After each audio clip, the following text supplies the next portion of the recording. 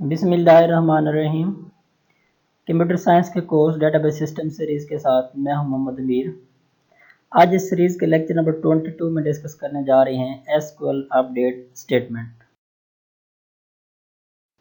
आज के हमारे टॉपिक्स के जो कंटेंट्स हैं उसमें सबसे पहले हम लोग देखेंगे कि आया अपडेट कमांड या स्टेटमेंट का क्या रोल है, क्या फंक्शन है, इसकी मदद से हम लोग क्या फंक्शन या क्या ऑपरेशन परफॉर्म कर सकते हैं।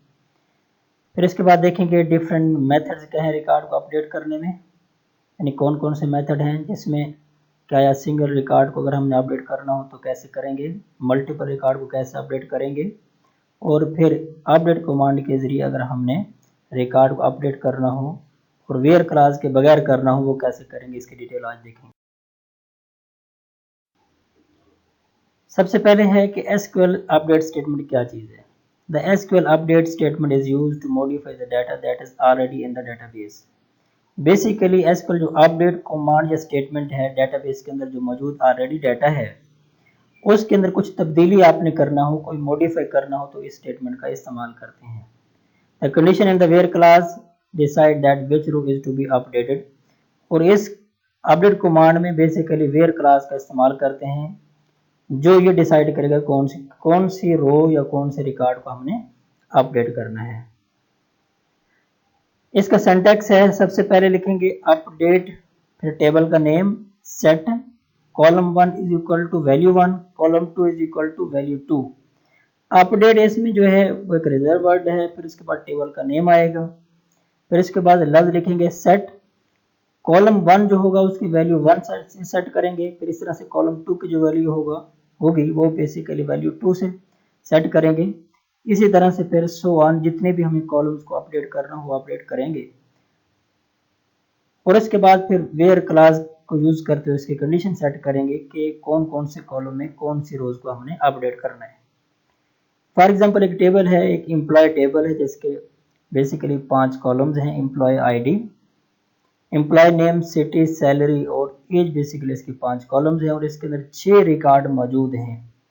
इस टेबल को हम लोग इस्तेमाल करके डिफरेंट ऑपरेशंस हैं या डिफरेंट जो अपडेट कर सकते हैं वो कैसे करेंगे, इसकी डिटेल इस टेबल को माइंड में रखते हुए हम लोग करते हैं।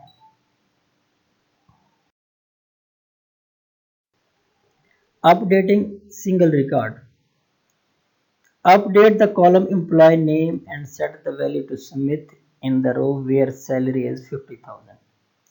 अपडेटिंग सिंगल रिकॉर्ड में हमने क्या करना है, एम्प्लॉय जो हमारे पास एक टेबल है सैंपल के तौर पे, उस टेबल में हमने एम्प्लॉय का नेम चेंज करना है और नया नेम हमने स्मिथ देना है, और उस एम्प्लॉय का नेम स्मिथ देना है जिसकी सैलरी 50,000 हो।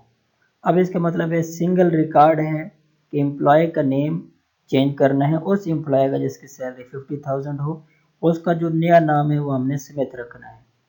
उसका सिंटैक्स क्या होगा, अपडेट करेंगे, टेबल का नेम लिखेंगे, सेट कॉलम का नेम यानी किस कॉलम की वैल्यू चेंज करना चाह रहे हैं और किस वैल्यू के साथ चेंज करना चाह रहे हैं वो लिखेंगे।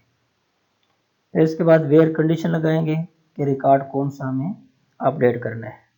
इसकी क्वेरी क्या होगी ऊपर वाली स्टेटमेंट की, update employee set employee name is equal to Smith where salary is equal to 50,000।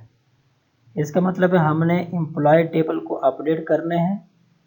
अब उसमें किस कॉलम को सेट करना है, एम्प्लॉय नेम को जो वैल्यू देनी है वो स्मिथ देनी है, और रिकॉर्ड कौन सा हो उस एम्प्लॉय का हो जिसकी 50,000 सैलरी हो। तो इसकी आउटपुट हमारे सामने किस तरह से होगी।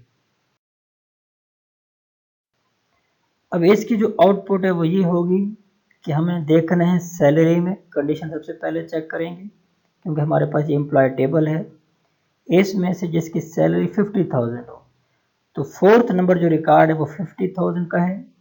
उसमें जो पहले नेम था कुछ और था, अब उसकी जगह स्मिथ नेम चेंज हो चुका है।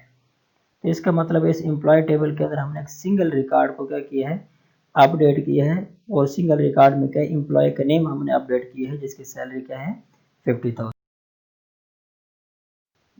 Updating multiple record, if you want to update multiple columns you should separate each field assigned with a comma.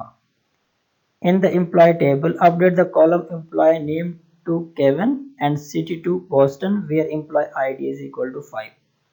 उस एम्प्लॉय टेबल में हमारे पास एक सैंपल के तौर पे है, हमने दो चेंजेस करनी है, यानी मल्टीपल रिकॉर्ड को चेंज करना है। पहला रिकॉर्ड क्या करना है, एम्प्लॉय नेम हमने पहले जो नेम था उसको रिप्लेस करके केविन रखना है, और सिटी उसका जो पहले था उसकी रिप्लेस करके हमने बोस्टन रखना है। अब किस रिकॉर्ड को चेंज करना है, जिस एम्प्लॉय रिकॉर्ड में उस एम्प्लॉय टेबल में जिसकी एम्प्लॉय आईडी क्या हो, 5 हो, यानी 5 एम्प्लॉय आईडी को हमने सिलेक्ट करके उसका एम्प्लॉय नेम और उसका सिटी हमने डिफरेंट वैल्यू से क्या कर देनी है, चेंज कर देनी है। उसकी क्वेरी हमारे सामने क्या आएगी या उसका सिंटैक्स क्या होगा। सबसे पहले सिंटैक्स ये होगा, update table name set column name is equal to first value, फिर सेकंड कॉलम जिसके अंदर चेंज करने जा रहे हैं कॉलम 2 उसकी वैल्यू, फिर इसके बाद वेयर कंडीशन लगाएंगे। क्वेरी इसकी ये बनेगी, update employee set employee name is equal to Kevin comma city is equal to Boston, where condition क्या लगाएंगे, where employee ID is equal to 5।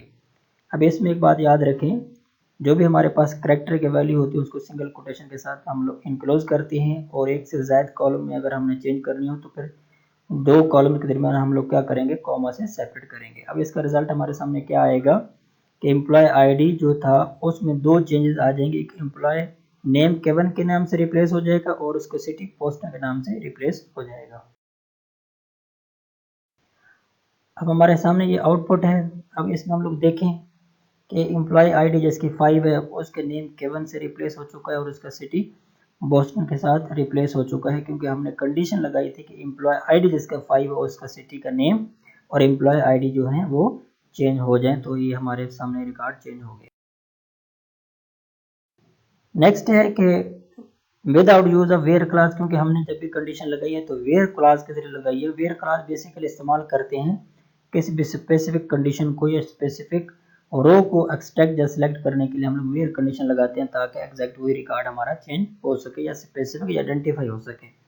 लेकिन यहाँ हम लोग वेयर क्लास के बगैर भी चेंज कर सकते हैं। वो किस तरह से चेंज करेंगे, if you want to update all the row from a table, कि आप अगर आप तमाम रोज उस टेबल के अगर आप चेंज करना चाहें, then you do not need to use the where clause, फिर आपको वेयर क्लास का इस्तेमाल नहीं करना है। In the employee table update the column employee name as Harry. अब इसमें एम्प्लॉय टेबल में जो एम्प्लॉय नेम है वो पूरा कॉलम आप उसको चेंज कर सकते हैं हैरी के नेम से। सिंटैक्स क्या होगा, update table name set column name is equal to value 1। अब हमने यहाँ वेयर कंडीशन नहीं लगाई, वेयर क्लास को इस्तेमाल नहीं किया। अब इसकी क्वेरी क्या बनेगी, क्वेरी इसकी बनेगी update employee set employee name is equal to Harry. अब इसमें क्या होगा, हमने एम्प्लॉय टेबल को अपडेट करना है, जिसमें किस कॉलम को हमने सेट करना है, एम्प्लॉय नेम को सेट करना है किसके साथ, हैरी के साथ। तो एम्प्लॉय नेम में पूरे कॉलम में जहाँ जो भी नेम आ रहा होगा उसको हैरी नेम से क्या हो जाएगा, वो रिप्लेस हो जाएगा। आप यहाँ देख सकते हैं कि आउटपुट में वही हमारे पास टेबल है, बट उसके अंदर एम्प्लॉय का नेम जो है वो कॉलम, वो जो पहले ओल्ड नेम थे वो रिप्लेस हो चुके हैं नए नेम के साथ, और नया नेम क्या हैरी है।